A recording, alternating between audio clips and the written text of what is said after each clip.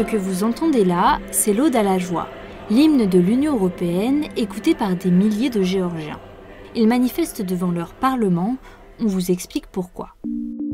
Le 9 avril, le gouvernement géorgien, pro-russe, a remis sur la table un projet de loi très contesté par la population. Il vise à considérer comme organisation poursuivant les intérêts d'une puissance étrangère toute ONG ou organisation médiatique recevant plus de 20% de son financement de l'étranger. Ce dispositif vise à réprimer la société civile et les médias indépendants. Il est inspiré de la loi russe sur les agents de l'étranger qui a permis au Kremlin d'éliminer les ONG critiques envers le pouvoir. Le 1er mai, 83 députés ont voté pour le texte et 23 contre. Mais il n'est pas encore adopté, un troisième vote doit avoir lieu. Alors pourquoi ce projet de loi pose problème?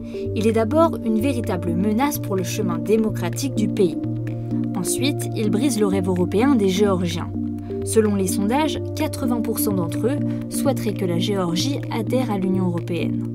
En décembre, l'UE a accordé au pays le statut de candidat officiel, en déclarant néanmoins qu'il devait mener des réformes de ses systèmes judiciaires et électoraux, accroître la liberté de la presse et limiter le pouvoir des oligarques avant le lancement des négociations d'adhésion. L'adoption de la loi sur le statut des ONG financées par l'étranger mènerait donc au péril de ce projet européen.